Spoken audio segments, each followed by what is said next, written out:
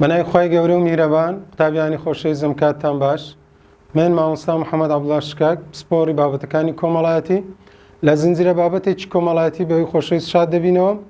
بۆم جارش بابەتمان تایبەتە بە کۆمەڵایەتی پۆلینۆ و لە زنجیرە بابەتێک سەرجەم بابەتەکانی پۆلینۆ باز دەکەین بەشی جوگرافیا و بەشی مێژوو. هەوڵ دەدەین بابەتەکان بە نەخشە ڕوون بکەینەوە بۆ ئێوە زیاتر لە بابەتەکان تێبگەن و سوودی زیاتر هەبێ.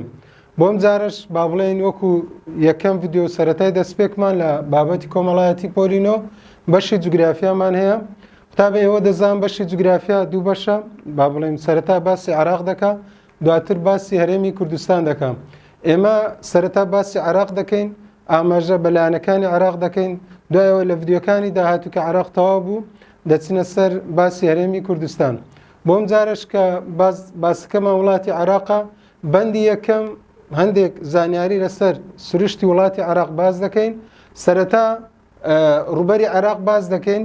ڕوبەری عێراق 438,317 کیلۆمەتر دووجا دەبێت. 438,317 کیلۆمەتر دووجا ئەوە ڕوبەری عێراقە. عێراق بۆی شوێنگەی ئەسترۆنۆمی یان بازنەی پانی و هێڵەکانی درێژی بزانین، عێراق دەکەوێتە نێوان بازنەی پانی 29 لۆ 37. 29 ئەوە 29ە، با بڵێن بەسەر دەکەی بۆ 37 پلە. 29 بۆ 37 ئەوە بازنەی پانی بازنە. و هەروە عێراق دەکەوێتە نێوان هێڵی درێژی 38 لە بۆ 48. عێراق دەکەوێتە نێوان هێڵی درێژی 38 دەست پێ دەکا تا دەگاتە 48 تا دەگاتە 48. کەواتە ئێمە وڵاتی عێراق هەم ڕوبەرەکەمان وەرگرت، هەم بازنەکەمان وەرگرت، هەم هێڵەکەمان وەرگرت. ئەوە کۆمەڵێک ژمارەن لە هەڵبژاردن سوودی لێ وەردەگرن لە پرسیاری هەڵبژاردننی نیشتیمانی.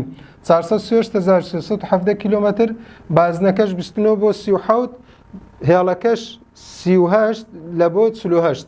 38 لە بۆ 48. ئەوە بازنە و هێڵ و ڕوبەرەکەین. بە هەمان شێوە وڵاتی عێراق سنوورەکەی وەرەگرین، سنووری عێراق یعنی درێژی سنووری وشکانی و سنووری ئاویشمان عێراق. عێراق ئەوەندە سنوورە ئاویە هەیە لەسەر کەنداوی عەرەب ئێستا باسی دەکەین. درێژی سنووری وشکانی عێراق 3500 کیلۆمەتر دووجا دەبێت.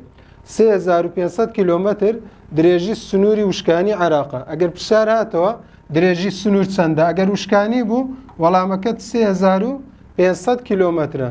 بەڵام سنووری ئاوی تەنها 6 کیلۆمەترە، تەنها 6 کیلۆمەترە.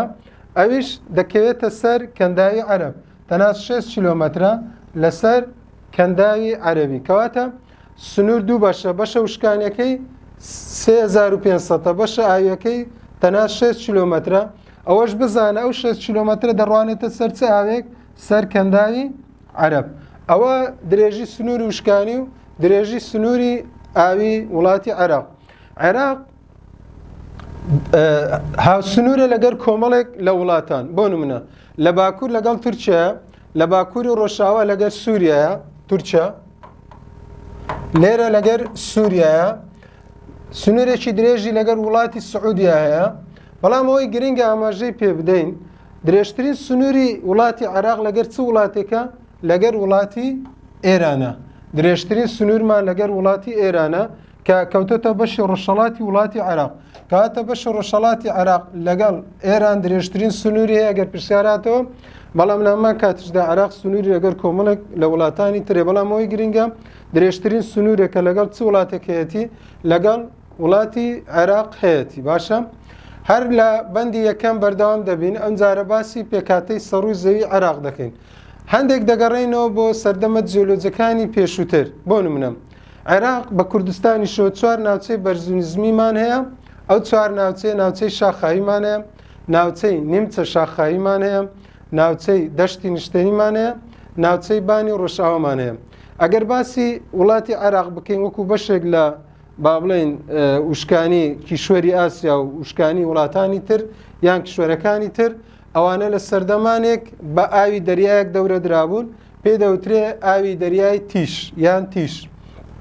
ئەو دەریایە لە قۆناغی سێەم چاخی جیۆلۆجیای سێەم داپۆشرابوو بە دەریای تیز. بەهۆی کۆمەڵێک جوولە ئەو ئاوە لە ڕوبەری وشکانی دنیا دوورکەتەوە و ڕوبەری عێراق بە دیار کەوت وشکانی عێراق بە دیار کەوت وەک وشکانەکانی ناوچەکانی تر لە ئەنجامی ئەو جوولانەی کە بەردەوام لەو ناوچانە ڕوویدایە کە بەناوباکترین جوولەمان جوولەی ئەلبیە کۆمەڵێک زنجیرەچیای دروست کردووە لە زۆر شوێن بۆ نمونە لە ئەوروپاش بەڵام ئەمە باسی وڵاتی عێراق و کوردستان دەکەین پرسیارەکە ئەوەیە جوولەی ئەلبی زۆر زنجیرەچیای دروست کردە لە ناوچەی جیاواز ئەوەی لە کوردستان چیاکانی ئەلبی دروستی کردێت چیە ئەمە چێ زاگرۆ زمانەیە لە سنووری عێراق لەگەڵ تورکیا هەروەها زاگرۆ زمانێ سنووری عێراق لەگەڵ ئێران زاگرۆس سنووری وڵاتی عێراق لەگەڵ ئێران یعنی ڕۆژهەڵاتی کوردستان چیای تۆڕۆسمانەیە سنووری عێراق لەگەڵ تورکیا تۆڕۆس سنووری عێراق لەگەڵ تورکیا زاگرۆس سنووری عێراق لەگەڵ ئێران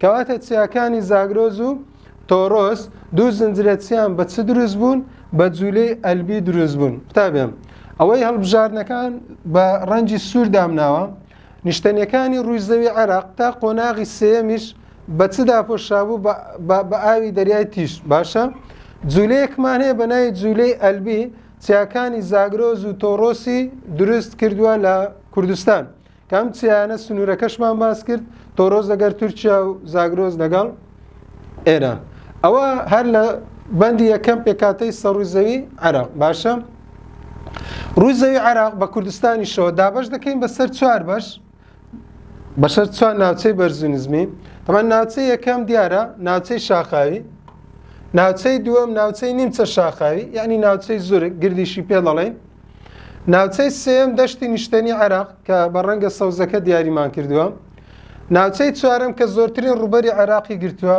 ئەویش بانی ڕۆژئاوایە کە یەکێک لەوانە باس دەکرێت ئەوەی گرنگە بزاندرێ قوتابیان ناوچەی شاخاوی ئەمە ناوچەی شاخاویە ئەمە ناوچەی شاخاوی دەکەوێتە هەرێمی کوردستان ناوچەی نیمچە شاخاوی ناوچەی گردیشی پێ دەڵێن گرد نیمچە شاخاوی ئەمەشان دەکەوێتە ناوچەی هەرێمی کوردستان کەواتە ناوچەی شاخاوی نیمچە شاخاوی دوو ناوچەن دەکەونە هەرێمی کوردستان من لەم بەشە باسییان ناکەم چکە لە هەرێمی کوردستان باسی ئەو دوو بەشە دەکەین لەبەرچم ئەم دوو بەشە زیاتر دەکەوێتە ناوچەکانی هەرێمی کوردستان ئەوەی دەمێنێتەوە چە قوتابیان ناوچەی دەشتی نیشتەنیە ناوچەی دەشتی نیشتەنی و ناوچەی چوارەم ناوچەی بانی ڕۆژاوە ناوچەی چوارەم ناوچەی بانی ڕۆژاوە جامە لە پێکاتەی سەرڕوویزەوی عێراق باسی ناوچەی سێم و ناوچەی چوارەم دەکەین ناوچەی دەشتی نیشتەنی و بانی ڕۆژاوە ناوچەی یەکەم و دووەم جێ دێڵین لە بۆ بابەتی هەرێمی کوردستان وەکو باسم کرد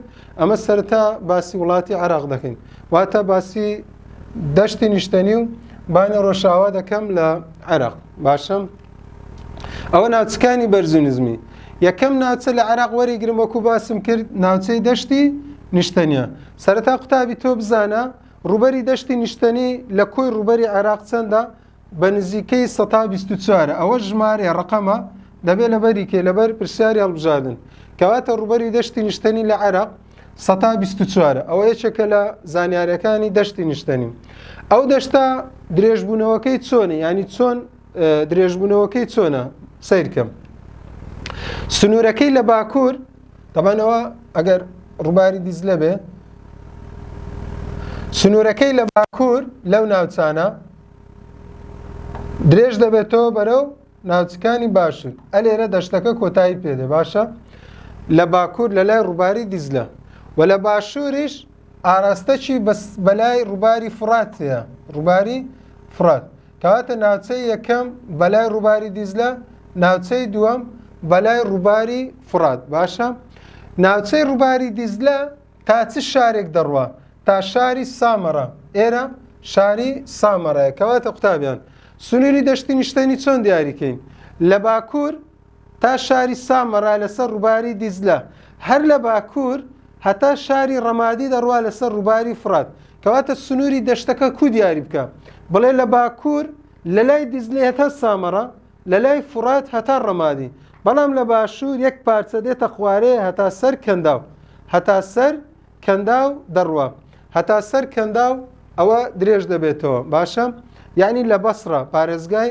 بەسرە ئەوە درێژبوونەوەکەی لە باکوور لە بۆ باشوور و ڕێژەکەشی 124 ئەم دەشتە لە باکوور بەرزە تا بەرەو باشوور بچین نزم دەبێتەوە تا بەرەو باشوور بچین نزم دەبێتەوە بەم پێیا نزمترینی دەکەوێتە پارێزگای بەسڕا کە تەنها چەند مەتر بەرزە تەنها 5 مەتر بەرزە کەواتە دەشتەکە لە باکوور بەرزە چەندی بە ئاڕاستەی باشوور بچین بەرەو نزمبوونەوە دەچی کەواتە دەشتەکە چۆن نزم دەبێتەوە چەندی بە ئاڕاستەی چ بچین باشوور بەڵگەمان چیە سیرکە لە بەسڕا تەنها 5 مەتر بەرزە ئەمە دەشتی نیشتنی ڕوبەرەکەی درێژبوونەوەکەی و بەرزوو نزمیەکەی لە باشوور کە تەنها 5 مەتر ئەوش دەست شارێکە وەکو پرسیار دەبی بڵێ لە شاری بەسڕایە کە دەکەوێت ئەو پەڕی باشووری عێراق هەر لەسەر دەشتی نیشتنی بەردەوام دەبین ئەوە دووبارە سنووری دەشتەکەیە دەشتی نیشتنی بە گرنگترین ناوچە دادەندرێت لە عێراق بۆچی قوتابیان بۆ کۆمەڵێکشت بۆ نمونە بۆ کشتتوکالکردن یان یەکێک لە سوودەکانی دەشت ئەوەیە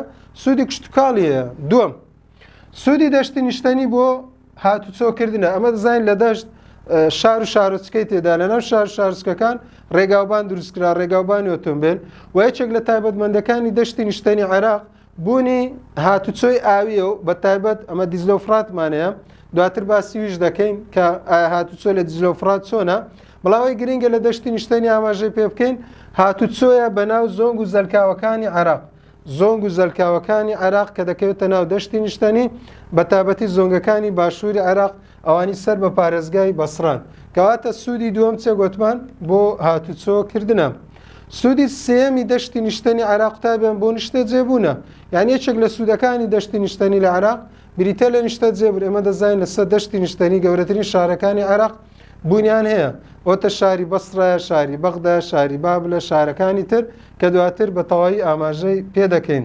سوودێشتری دەشتی نیشتنی چییە؟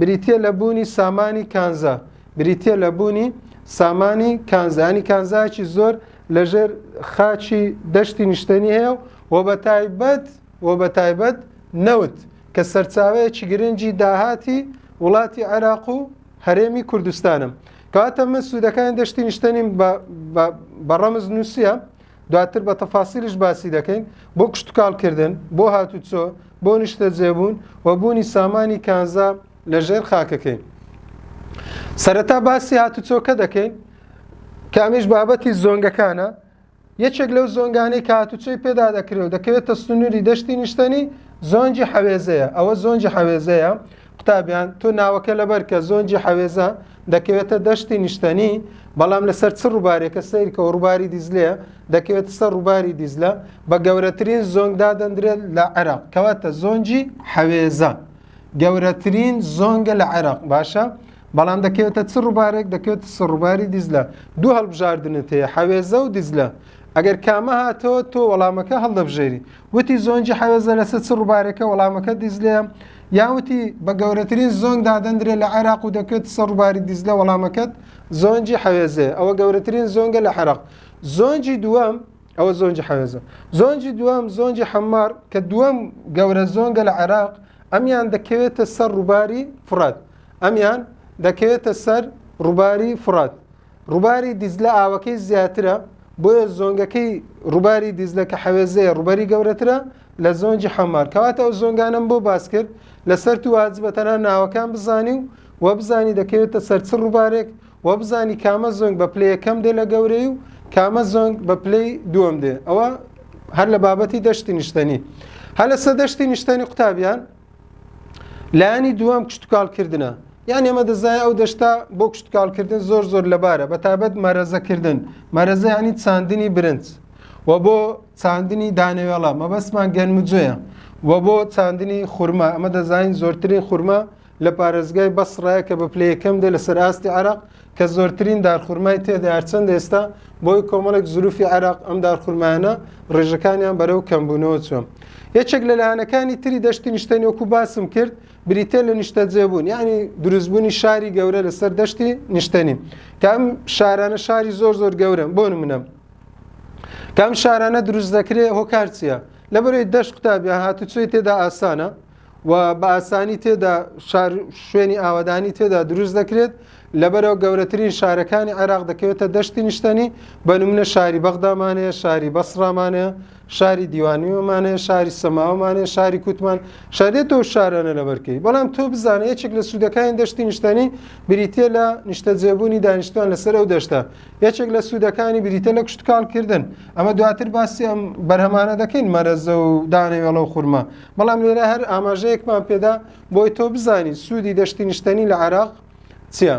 هەر لەسەر بەرزونزمی قوتابە من باسی دەشتی نیشتنیم کرد و دوایش لەسەر دەشتی نیشتنی کە باسی بکەین بریتە لە بوونی سامانی کانزە. لەژێر خاچی دەشتی نیشتنی سامانێکی ێزگاش زۆر هەیە و بە تایبەت نەوت، بە تایبەت وتمان نەوت. ئێمە دەزانین عێراق بە کوردستانیشەوە سامانێکی زۆری نەوتی تێدایە. ئەگەر قوتابیان بابەتی نەوت هاتەوە دووشت هەیە تێکەڵ یەکتری مەکەن. ئەو نەوتەی لە دەشتی نیشتنی هەیە بە زۆری دەکەوێتە بەسڕا و دەکەوێتە میسان. دوو پارێزگامان هەیە بەسڕا و میسان. کام دوو پارێزگایە زۆرترین چی تێدایە؟ بڕی نەوتی تێدایە. قوتابە ئەگەر پرسیار هاتەوە لەسەر نەوت زۆرترین نەوت لە پارێزگای کەرکووکە، لە پارێزگای کەرکووک، پارێزگای کەرکووکە. باشە لە چ ناوچەیەکی بەرزونزمیە؟ ناوچەی گردۆڵکە، ناوچەی گردۆڵکەیی، یعنی ناوچەی زرگ. ئەوە ئەگەر هاتەوە لە هەرێمی کوردستان. بەڵام ئەگەر لە عێراق هاتەوە زۆرترین نەوت دەکەوێتە بەسڕا و میسان. ئەوە لە عێراق باشە لە عێراق بە زۆرترین نەوت دەکەوێتە بەسڕا و میسان لە چ ناوچەیەکی بەرزونزمی؟ لە ناوچەی دەشتی نیشتنی. بەڵام ئەگەر کوردستان هاتەوە زۆرترین نەوت دەکەوێتە پارێزگای کەرکووک، نەک بەسڕا و میسان، باسی کوردستانە. لە چ ناوچەیەکی بەرزونزمی؟ گردۆڵکەی. باشە ئەو دوو شتەی تێکەڵ یەکتر مەکەن. واگەر پرسیار لەسەر ئەوە نهاتۆ برێ هەرێمیان عێراق وتی زۆرترین نەوت هەم دیسان کەرکووکە، یعنی کەرکووک بڕی نەوتەکەی لە پێش بەسڕا و میسانیشە. باشە ئەوە بابەتی بوونی نەوت لە دەشتی نیشتنی لە عێراق، لە هەرێمی کوردستان نا، لە عێراق بەسڕا و میسان زۆرترین نەوتیان تێدا. زۆر جان پرسیارە نیشتیمانی هاتیتەوە. دەشتی نیشتنی خاوەن نەوتێکی زۆرە و بەتابەت هەردوو پارێزگای بۆشایی وەڵامەکەت بەسڕا و میسانە. دەشتی نیشتنی ئەوەندەی تێدا بوو. دواتر هەر لە بابەتی بەرزونزمی بەشی چوارەم وەرەگرم، چکە یەکەم و دووەم هیچ. بەشی چوارەم کابریتە لە بانی ڕۆژاوە. بەشی چوارەم وەرەگرین بانی ڕۆژاوە. بانی ڕۆژاوە بۆ پێدرن بانی ڕۆژاوە؟ چکە ئەم بانە بە زۆری دەکەوێتە ڕۆژاوای عێراق، بەشی ڕۆژاوای عێراق. بەشێکی کەمیشی لە باشووری ڕۆژاوایە، بەڵام بە زیاتر لە ڕۆژاوای عێراق قوتابیان. بۆیە بانی ڕۆژاوە پێی دەوترێت بانی ڕۆژاوە، چونکە بە زۆری بانەکە ڕۆژاوای عێراقی گرتیە. لە وێنەکە لێتان دیارە بە زۆری ڕۆژاوای عێراقی گرتیە. بانەکە گەر بە چاو سیرکەی بۆت بە دیار دەکەوێت زۆرترین ڕوبەری عێراقی گرتیە. سیرکە بانەکە زۆرترین ڕوبەری عێراقی گرتیە. ئێمە دەشتەکەمان بە سەتا چەندانە؟ 124. بۆی لێرە بینوسیم و بۆی لە بەرچاوتان بی دەشتی نیشتنی لە عێراق 124 بوو. کە دێنە سەر بانی ڕۆژاوە، بانی ڕۆژاوە سەتا چەندە؟ 155. 155 کەواتە بانەکە زۆر زۆر گەورەیە، نیوەی زیاتر ڕوبەری عێراقی گرتیە، نیوەی زیاتر ڕوبەری عێراقی گرتیە. ئەم بانە چۆن درێژ بۆتەوە؟ لە بیرتانەوتم دەشتی نیشتنی چۆن درێژ بۆتەوە لە باکوور تا باشوور، بە هەمان شێوبانەکەش چۆن درێژ بۆتەوە قوتابیان. ئەو بانەی لە عێراق هەیە طبعاً تەواوکەری بانی دەرەوەیە، ئەو بانە لە دەرەوە ڕادێ، یعنی درێژ بۆتەوە دێ بەناو عێراق، دیاردەیەکی سروشتیە دەچێتە دەرەوەی عێراقش، ینی یەک پارچە، ینی درێژبوونەوە و بانە لە دەرەوەی عێراق، ینی لە سووریا لە شام و دەچێتە دەرەوەی عێراقش بەرەو سعودیا، بەرەو ناوچەکانی حیجاز. باشە چۆن ئەو بانە درێژ بۆتەوە؟ بانی ڕۆژاوای عێراق بە درێژبوونەوەی سروشتی تەمام شتێک سروشتیە. بادیەی شام ئەوە بانی شامە، چ برێن بانی شام چ برێن بادیەی شام چێشەنە شام، یعنی سووریای ئێستا سیرکە ئەوە بانی شامە، تەفاسیل بەردەوام دەبێت دێتە عێراق. ئەوە بانی ڕۆژاوایە دەچێتە نیمچە دورگەی عەرەب، ئەوە بانی نیمچە دورگەی عەرەبە، کەواتە بانی شام و بانی ڕۆژاوای عێراق و بانی نیمچە دورگەی عەرەب هەموو یەک پارچە بانە. بەڵام سنووری سیاسی جیای کردیتەوە. ئێمە باسی ئەو بانە ناکەین لە شام، باسی بانی نیمچە دورگەی عەرەب ناکەین، باسی ئەو بانەیە دەکەین لە عێراق، پێدەرێن بانی ڕۆژاوە و ڕێژەکەی سەتا چەندە؟ 155. باشە و شتێکی کەشتان با بڵێن.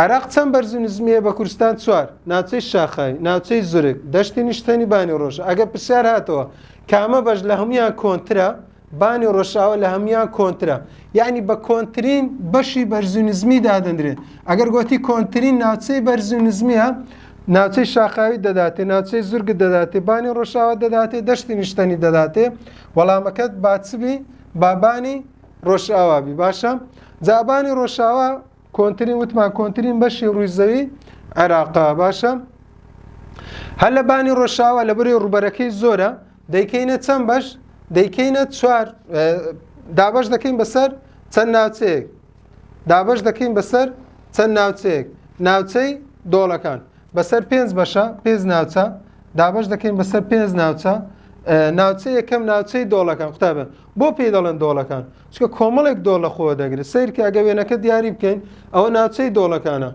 بۆ پێی دەڵێن دۆڵ چونکە ناوچەی کە دەوڵەمەندە بە دیاردەی دۆڵ ئەو دۆڵانە نمونەمان بدەیت لە بە هەڵبژاردن دۆڵی حۆران و ئەبیەز قوتابی تۆ ئەوەندە لەسەرە بزانی ناوچەی دۆڵەکان نمونە وەکو چ بڵێ حۆران و ئەبیەز باشە ئەدی تەمان ئەو بانە ناوچەی دۆڵەکان لە ڕۆژئاوا بەرەو ڕۆژهەڵات دەچی ئەوە ڕووباری فراتە لە ڕووباری فرات کۆتاییان پێدێ ئەو ناوچانەی نزیکن لە ڕووباری فرات یعنی نمونەی دوو دۆڵم نووسە سیرکە دوو دۆڵ لە ڕووباری فرات نزیکن ئەو دوو دۆڵە بە ئاو پڕبوونەتەوە کەواتە قوتابیان ناوچەی دۆڵەکان نمونەی حۆران و ئەبیەزمان هەیە دوو دۆڵی تر بە ئاو پڕبوویتەوە لە ڕووباری فرات نزیکە بە ئاو پڕبوویتەوە کە بە ئاو پڕبووە دۆڵەکە چی پێ دەڵێن پێی دەڵێن دەریاچە و کاتی پێی دەڵێن دەریاچە وەکو دەریاچەی حەبانیە و دەریاچەی ڕەزازە دەریاچەی حەبانیە لەگە دەریاچەی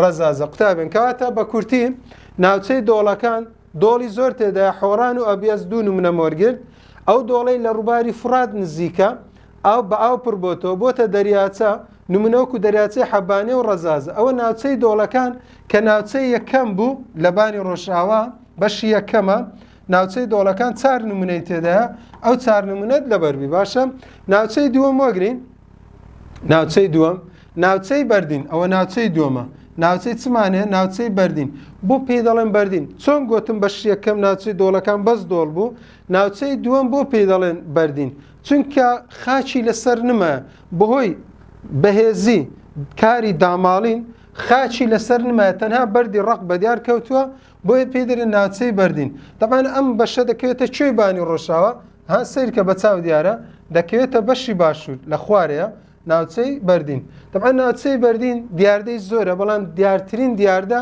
پێی دەرێن نزمایی سەلمان پێی دەرێن نزمایی سەلمان باشە نزمایی سەلمان گرنگترین دیاردەیە لە ناوچەی بەردین پرسیار چۆن دێتەوە گرنگترین دیاردەی ناوچەی بەردین چییە وەڵامەکەت نزمایی سەلمان یان بە پێچەوانەوەش پرسیار دێتەوە نزمایی سەلمانێکێکە لە دیاردەکانی ناوچەی بۆشایی وەڵامەکەت ناوچەی بەردینە بە وێنەش دیاریمان کردێ ناوچەی بەردین لە بانی ڕۆژاوە کەوتۆتە بەشی باشوورەکەی باشە ئەوە ناوچەی بەردین ناوچەی دووەم بوو باش ناوچەی سێم وەرەگرین ناوچەی سێم هەر لە بانی ڕۆژات ئەمەەوە بەشەکانی چییە بانی ڕۆژ ئاوە ئێستا گەیشتمە بەشی چەندەم بەشی سێم ئەویش ناوچەی بانی جەزیرە بانی جەزیرە تەمەن بانی جەزیرە ئەو بانی جەزیرەیە باکووری بانی ڕۆژ ئاوای گرتیە باکوور بەڵام سیرکە ئەوە ڕووباری فراتە ها ئەوە ڕووباری فرات ئەوە ڕووباری فراتە دەڵێ ناوچەی بانی جەزیرە دەکەوێتە باکووری ڕووباری فرات سیرکە کەوتۆتە باکووری ڕووباری فرات ئەوە زانی کەوتۆتە بەشی باکووری ڕووباری فرات لە باکوورەوە بەرەو باشوور لێش دەبێتەوە ئەین چەند بەرەو باشوور بچین لێش دەبێتەوە لە بیرتان وتمان دەشتی نیشتەنیش لە باکوور بەرەو باشوور بچین لێش دەبێتەوە باماشەوە بانی جەزیرەش لە باکوور بەرەو باشوور بچین لێش دەبێتەوە باشە گرنگترین دیاردەی ئەو بەشە ناوی چییە گرنگترین دیاردە دەریاچەیەکمان هەیە بە ناوی دەریاچەی ئەثەرثار یان سەرسار دەریاچەی ثەرثار ئەوە دەریاچەی ثەرثارە لە عێراق کەواتە ناوچەی بانی جەزیرە دیاردەکە پێ دەرێ نزمایی ثەرثار ئەو نزمایە بە ئاو پڕ بۆتەوە بۆتە دەریاچە بۆ زانیاریشتان گەورەترین دەریاچەیە لە وڵاتی عێراق ثەرثار گەورەترین دەریاچەیە لە وڵاتی عێراق دەکەوێتە بەشی بانی جەزیرە لە بانی ڕۆژاوی عێراق ئەوە بانی جەزیرە ناوچەی چوارەممان هەیە ئەویش بانی لێوار براوەکان بەشی چوارەمی بانی ڕۆژاوە بانی لێوار براوەکان ئەو ناوچانن کە بەهۆی داکەتن لێوارەکانی تیشکەوتون وەکو لێوار براوان کۆمەڵێک مێرجی تێدا لێوار براوەکان ئەو ناوچانێک دەگرێتەوە قوتابێ مێرجی تێدا مێرێک ئەو ناوچانن کە ئاوی سەرچاو ئاوی تێدایە خاکەکەی دەگونجێ بۆ کوشتکاڵکردن مێرجی تێدا وەکو مێرجی کوبەیسە و ڕەحالیە مێرجی کوبەیسە و ڕەحالیە باشە مێرجی کوبەیسە و ڕەحالیە ئەو مێرگانە خەڵکی تێدا نیشتەجێ بوونە دارخورمای تێدایە دارخورما ینی مەڕووماڵات بەخێو دەکەن کەواتە شوێنێکە چالاکی ئابووری تێدایە چ بۆ کوشتکاڵەکەی چێ لەبەر هەڵبژاردن بڵێ کوشتکاڵەکەی دارخورمایە ئاژەڵدارەکەشی چێ مەڕووماڵاتیان ڕاگرتی ئەوە ناوچەی چ ناوچەی چوارە ناوچەی لێوار براوەکان دوای ناوچە لە بانی ڕۆژاوا وەربگرین ئەویش دەڤەری دوبدوبەیە دەڤەری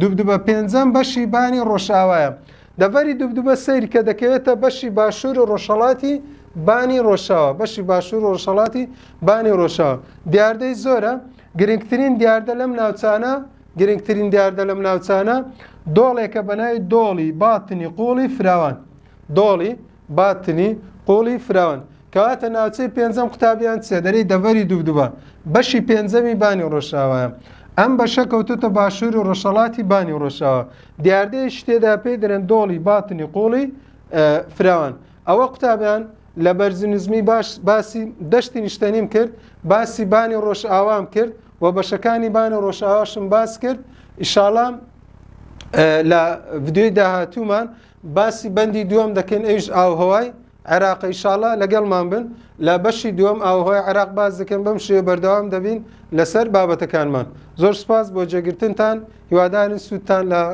ڤیدیۆکە و بابەتەکان وەرگرتبێ زۆر سپاس